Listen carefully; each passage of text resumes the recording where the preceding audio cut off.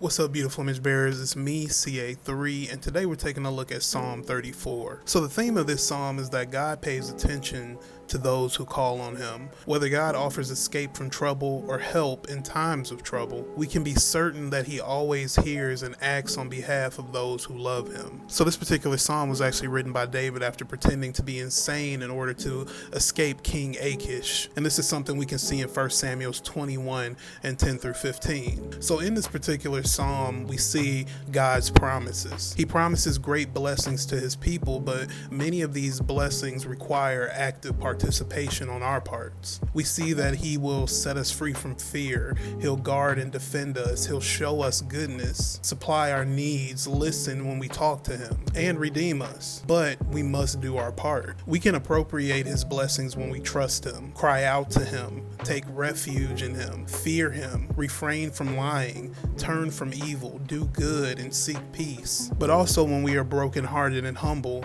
and serve him. So in verse 8, David says what many of us know and have heard before, I'm sure: taste and see that the Lord is good. Oh, the joys of those who take refuge in him. So taste and see doesn't mean to check out God's credentials, so to speak. Instead, it is a warm invitation. Try this. I know you'll like it. Kind of like when you're trying to put somebody on to a new food or something like that they've never had before. And they may be a little apprehensive or, a little hesitant to try it, but because you have this knowledge of just how good this item is and you want to share that goodness with them, you really want them to experience it for themselves. When we take the first step of obedience and following God, we will discover that he is good and kind. When we begin the Christian life, our knowledge of God is partial and incomplete, and as we trust him daily, we experience just how good he is. It's super easy to make judgment calls and, criticize the Christian faith when you're from the outside looking in, but when you actually experience God for yourself,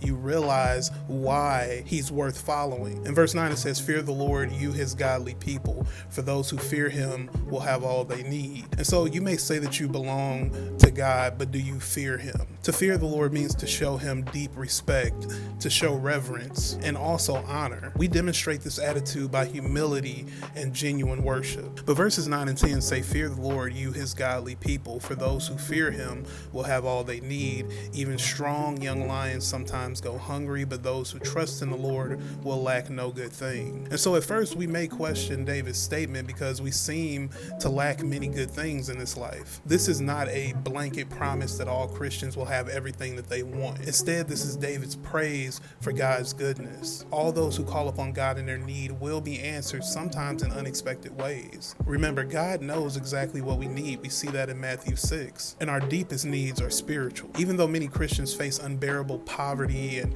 hardship, they still have enough spiritual nourishment to live for God. David was saying that if you have God, you have all you really need. God is enough. If you don't feel like you have everything you need, then ask, is this really a need? Is this really good for me? Is this the best time for me to have what I desire? Even if you answer yes to all three questions, God may allow you to go without to help you grow more dependent on him. He may want you to learn that you need him more than having your immediate desires met. But then verses 11 through 14, he says, "Come, my children, and listen to me, and I will teach you to fear the Lord.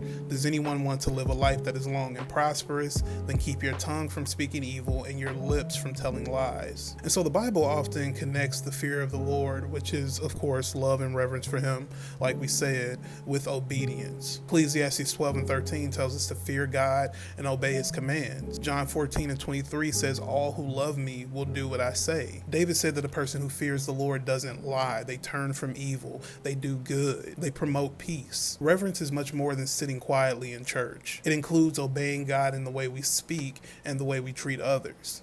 And this is not an idea of perfection or of sinlessness. It's an idea of having a heart posture that wants to please God. And because we want to please him, we approach him with reverence and we try to do the things that he desires for us to do. And so some may think that peace should come with no effort. But David explained that we are to work hard in our pursuit of peace. And Paul actually echoes this thought in Romans 12 and 18, which says, "If it is possible, as much as depends on you, live peaceably with all men." A person person who wants peace cannot be argumentative and contentious, because peaceful relationships come from efforts at peacemaking. We have to work hard at living in peace with others each day. But then in verses 18 and 19, it says, "The Lord is close to the brokenhearted.